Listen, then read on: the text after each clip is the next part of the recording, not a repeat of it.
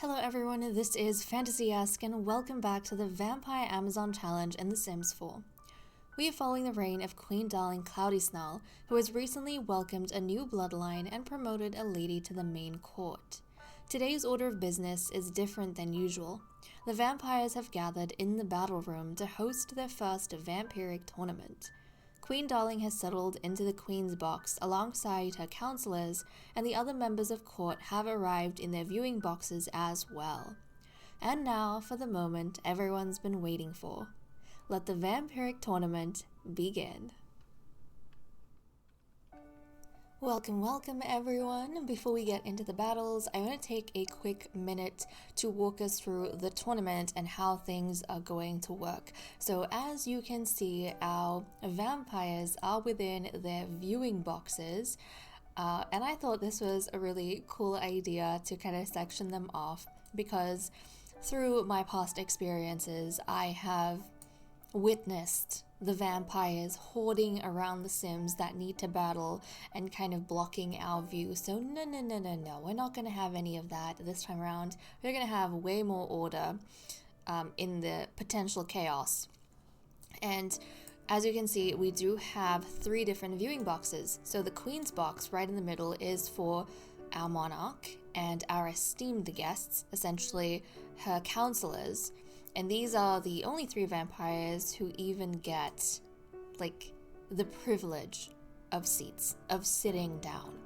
So there we go, these guys over here. And then on the left, we have a viewing box for all the members of our main court. So everyone else who is within the main household. So in the future, any of the princesses and dames we have are going to be with the noble ladies in this particular viewing box.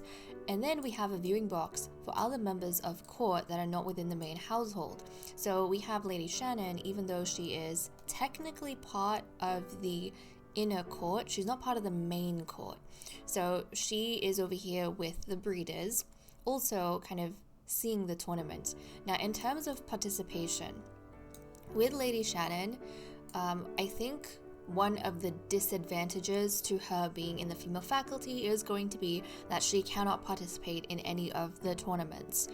And in terms of the career for a vampiress, I think not being in the female faculty is going to be a huge goal for them if they have any sort of ambition, because within the female faculty you cannot breed, so there's no influence gained that way. You cannot participate in tournaments, so there's no influence gained that way. Basically, there is no way for you to get influence if you are in the female faculty. The only chance you have is to improve your relationship with the queen and get out of there into the main court. The main court is where you can kind of make strides. So if Lady Shannon wants to make any sort of changes to her life, establish her bloodline, wants to become more prominent among the vampires, she is going to have to find a way to connect with the queen and get out of the female faculty. And I'm pretty sure that Lady Lily, all the way on this side, is probably very grateful that she is in the main kind of court's viewing box, looking across to where she might have been had Lady Anaya not died. Yeah, I think she's very grateful. So that's one thing. In terms of the queen, so I know initially I said that I wouldn't get the queen to participate in any of the battles because it doesn't make sense for her leadership essentially to be challenged should she lose. But I kind of thought about it, and I feel like there's going to be way more story opportunities for us if we allow the queen to participate in the tournaments, especially because none of her children are going to be challenging her to take on the crown. We already have, a different system for succession with like an age hierarchy, with the crown princess already being born. So I figured this would be a nice way for her to be able to participate in these sort of activities. So I'm going to do that. The other thing, like, imagine if we had a queen that was winning all these tournaments and gaining more and more influence, becoming like a real heroic figure through the ages. Or even we might have a queen that's like losing all the tournaments and being essentially a bit of an embarrassment, right? And then if someone does win over the queen, we don't always have to see it as something bad. I mean, depending on the vampiress, they might not be a threat. We might see it as someone who is really, really capable of protecting the queen in the future. But obviously, if it's someone devious, that might be a bit of a threat for us to be aware of. So I think I am going to get my queen to participate. Now, this aside, how are the battles going to be determined, or in what order are the vampiresses going to battle each other? So you guys are probably already aware that within this vampiric society we have two types of hierarchies. We have status hierarchy and we have age hierarchy. In some situations like breeding, you'll see kind of both at play, where the queen, who is a royal, she has the most status within the court. She gets more chances, like way more chances to breed. And then within the noble ladies, they are ordered according to their age hierarchy. So from oldest noble lady to the youngest noble lady. The older ones are at the top of the list, the younger ones are at the bottom of the list. The tournaments are going to function with kind of both hierarchies at play. So within each status bracket, we're going to be ordering them according to age. Like, it makes sense that you're fighting to the top, right? Who's at the top? The queen is at the top. So she is basically only going to have one battle. She's going to be the final one challenged, essentially. And then below her, you have the two counselors. And so within the counselors, the younger one is going to go first, and then the older one. And then the same is going to happen with the noble ladies, who are at kind of the lowest section of the court. So I think what I have laid out right now, and obviously the battle orders are going to change in every tournament according to who are the counselors and who are the noble ladies at the lowest kind of section of court. So right now the battle order is going to be Lady Lily versus Lady Billy, because within the counselors, like Akira, she cannot fight right now because she's pregnant, so she's not participating, she's just viewing. So Lady Lily, she's kind of the youngest and the lowest in terms of hierarchy. She's going to challenge Lady Billy, because out of the counselors, Lady Billy is younger than Lady Miko. And then the winner is going to challenge Lady Miko, and then the winner from that battle is going to challenge the queen. So we're actually going to have 3 battles in this tournament. So now that I have explained that, and no one's going to have an influence loss, guys. No one is. We are just going to have an influence gain of 1 for whoever is the ultimate champion of the Vampyric tournament.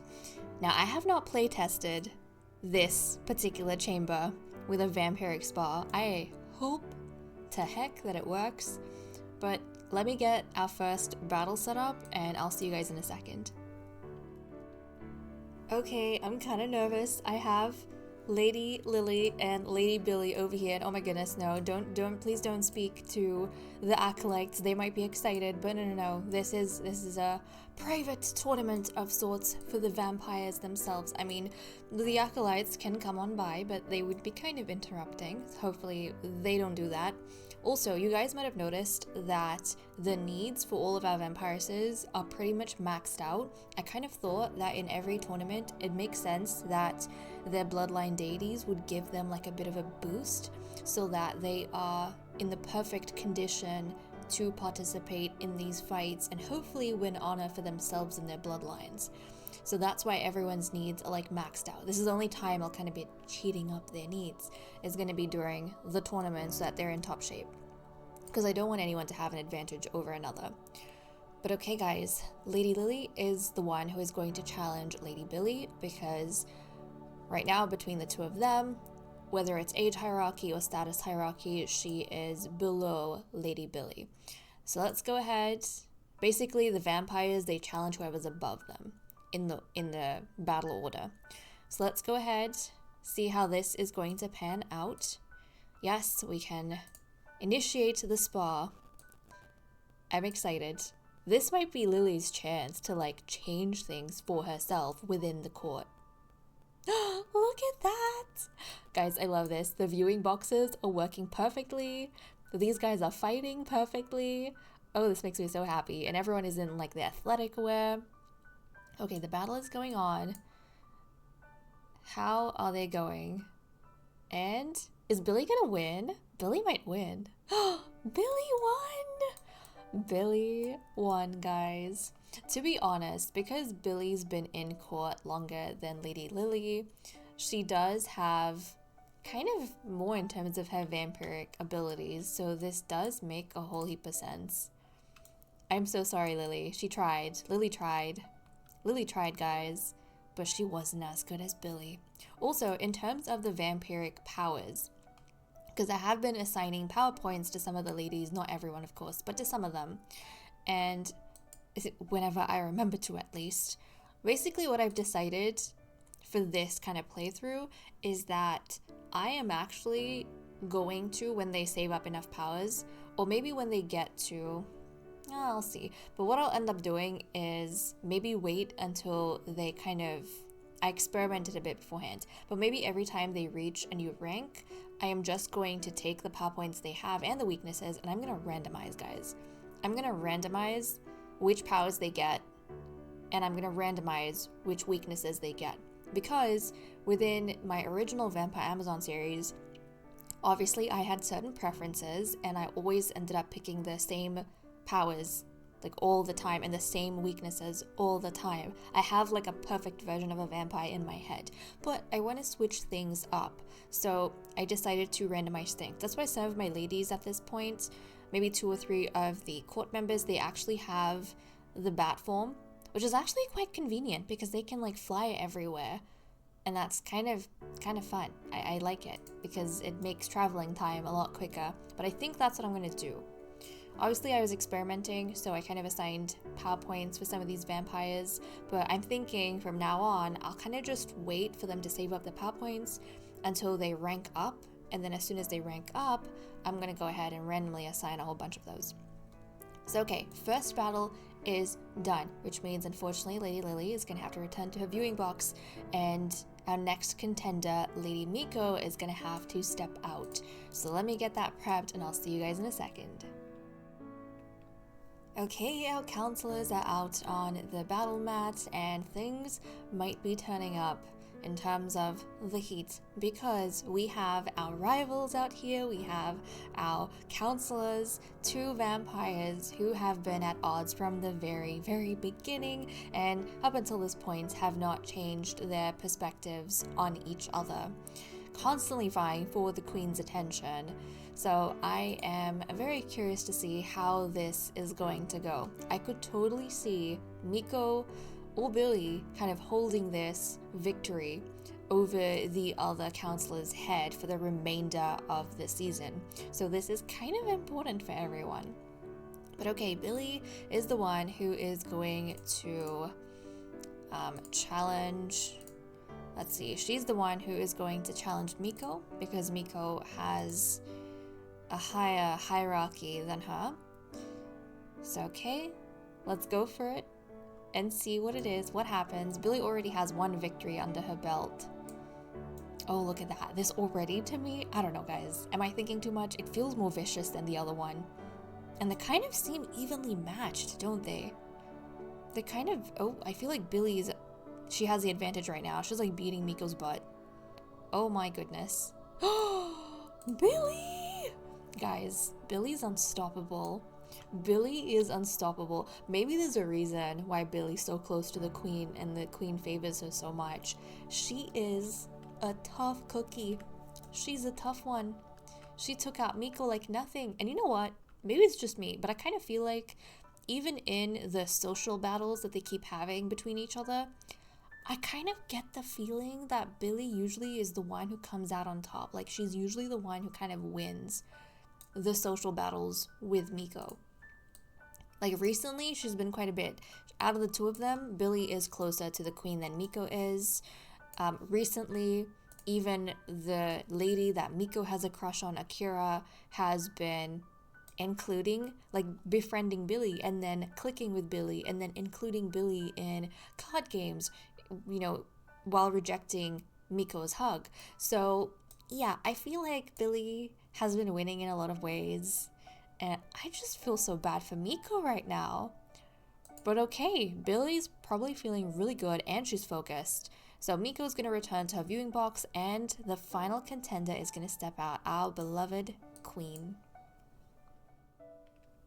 Our queen is out on the battle mat. I feel like everyone is enraptured at this point, waiting to see who is going to emerge as the victor of the entire Vampyric tournament. But Billy is not going to waste any time. She is going to go ahead and challenge the queen straight off the bat, and let's see how things go between the two of them.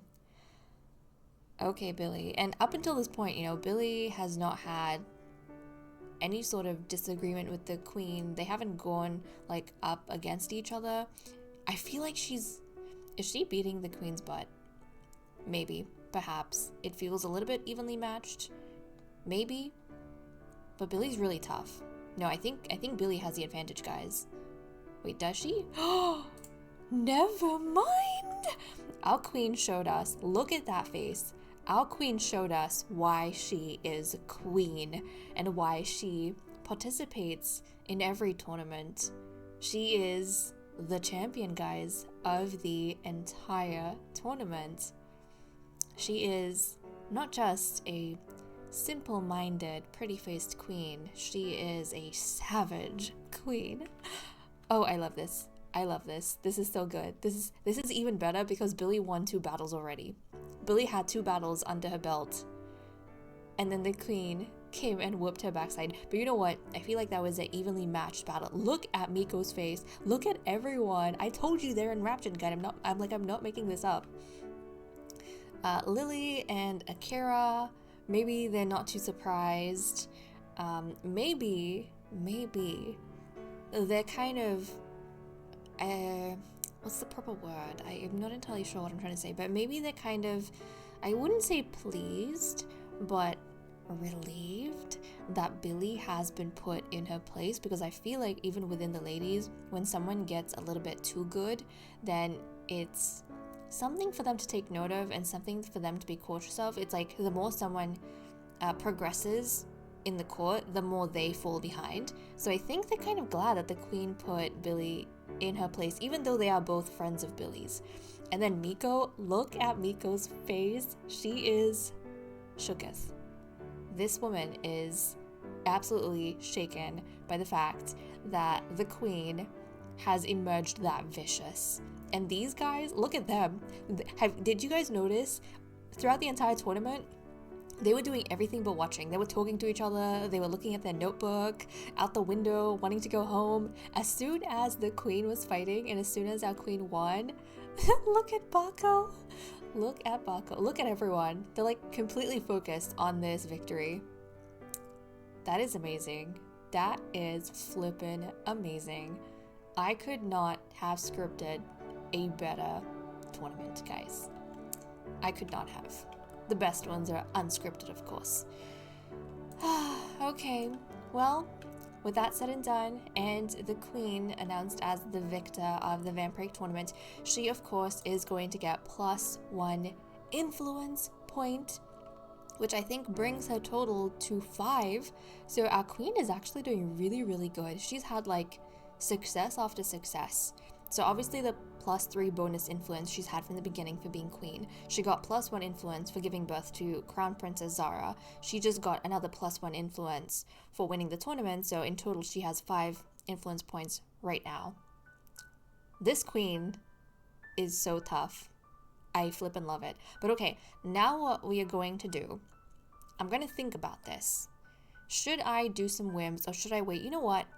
I think I'm just going to wait until Akira is ready to have the baby, and then we'll carry on from there, because I feel like after the tournament, we want to move on to the next exciting thing, and that is obviously the next exciting thing. It's like one joyous occasion after another, you know? So I'll see you guys when Akira is ready for us in the birthing chamber.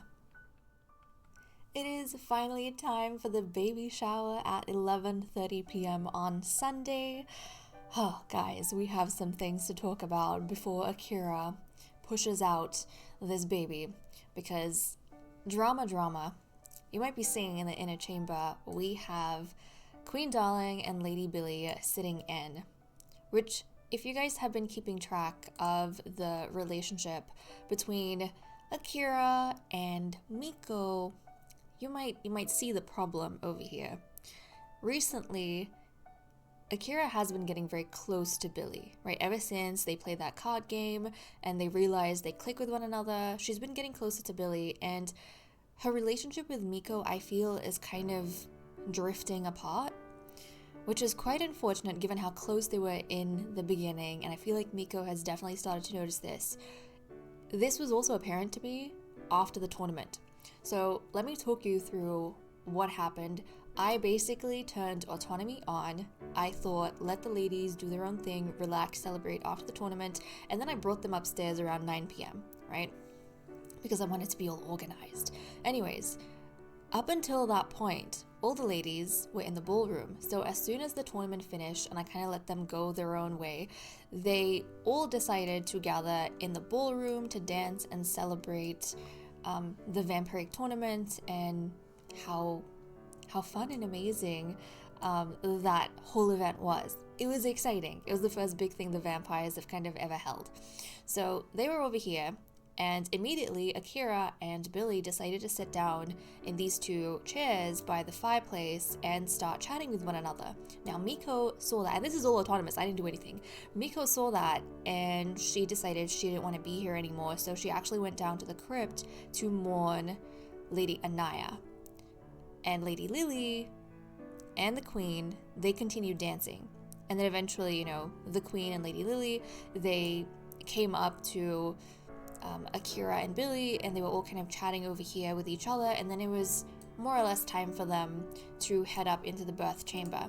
Now, upon coming to the third floor over here, you guys are aware that typically we have the mother who is going to have the baby in the birth chamber, and then two of the highest ranking members in the court. Obviously, the Queen is one of them. And we have two counselors. So the decision isn't as easy as it was last time. Because last time, when the Queen's giving birth, you don't have to think. It's literally the Queen and her two counselors in the birth chamber. But when we have another one of the ladies giving birth, like one of the noble ladies, then things are a little bit different. So out of the two counselors, obviously the one who the Queen has the closest relationship with is the one that she is going to bring into the chamber with her, right? Out of the two counselors, because this is not necessarily all about status, it's about who's the closest to the Queen within the status bracket. And the Queen, guys, is obviously closer to Billy than Miko. She has a 48 with Miko and a 58 with Billy. So she invited Billy into the birth chamber. Obviously, the Queen might not be privy to the drama that's going on between Miko, Akira, and Billy. So it's a bit of a something. Miko has been relegated to sitting outside in the waiting room with Lady Lily, the lowest ranking member of court, while Billy, her rival, gets to be in the birthing chamber with Akira, the woman that she has had kind of feelings for a while now, from the very beginning. They've had an amazing friendship, and even once, like while I was waiting, I did not catch this on camera, but while I was waiting, Akira even turned around and looked back at Miko. So a part of her is obviously thinking about Miko, but she has been a lot closer to Billy lately, so I think she is kind of okay with this decision. Maybe in a small part of her, in hindsight, kind of looked back and remembered Miko in kind of the rush of things and the haze of things, but she was going along with the Queen's plan, not particularly seeing a problem with Billy being in here. It kind of just made sense to her.